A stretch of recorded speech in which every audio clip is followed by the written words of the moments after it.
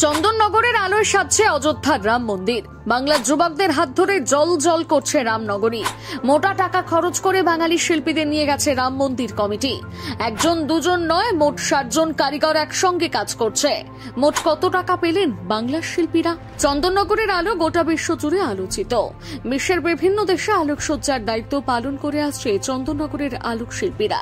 চন্দননগরের জগদ্ধাত্রী পুজো থেকে কলকাতার কালী পুজোর সর্বত্র ডাক পায় এখানকার শিল্পীরা। এবার এই চন্দননগরের আলোক শিল্পীদের দ্বারস্থ হলেন অযোধ্যার রাম মন্দির কমিটি। অযোধ্যার রাম মন্দির থেকে চন্দননগরের আলোক শিল্পীদের মোটা টাকা খরচ করে নিয়ে যাওয়া হয়েছে। চন্দননগরের শিল্পীদের রামনগরীকে সাজিয়ে তোলার দায়িত্ব দেওয়া হয়েছে।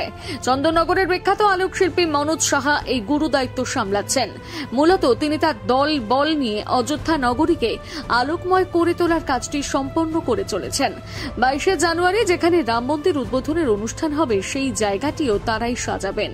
এছাড়া অযোধ্যার রাম মন্দিরের প্রবেশের মোটা রাস্তা এবং মন্দির সংলগ্ন গোটা এলাকা চন্দননগরের আলোয় আলোকিত হবে। তিনি অত্যন্ত আশাবাদী যে তাদের হাতের কাজ সকল দর্শনার্থীদের ভালো লাগবে। এই বিষয়ে দায়িত্বপ্রাপ্ত মনোজ সাহা জানিয়েছেন, অযোধ্যার চিত্রকূট নগরীও চন্দননগরের আলো দিয়ে সাজানো হচ্ছে। দুর্গাপুজোর আগে থেকে অযোধ্যার রাম মন্দিরের আলোর কাজ শুরু হয়েছে।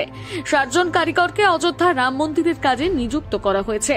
তারা মোট 70 থেকে 80 লক্ষ টাকার বরাদ পেয়েছেন। অযোধ্যার রাম মন্দিরকে সাজানোর জন্য বেশ কিছু নতুন নতুন আকর্ষণীয় আলো তৈরি করা হয়েছে।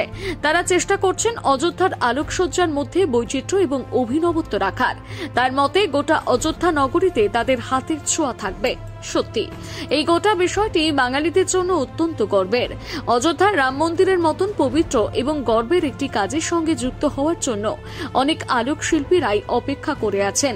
সেখানে খোদ রাম মন্দিরের কর্তৃপক্ষরাই পশ্চিম বাংলার চন্দননগরের আলোক শিল্পীদের সঙ্গে যোগাযোগ করেছেন। রাম মন্দিরের পক্ষ থেকে বাঙালি আলোক শিল্পীদের কাছে রাম মন্দির সাজানোর দায়িত্ব দেওয়া হয়েছে।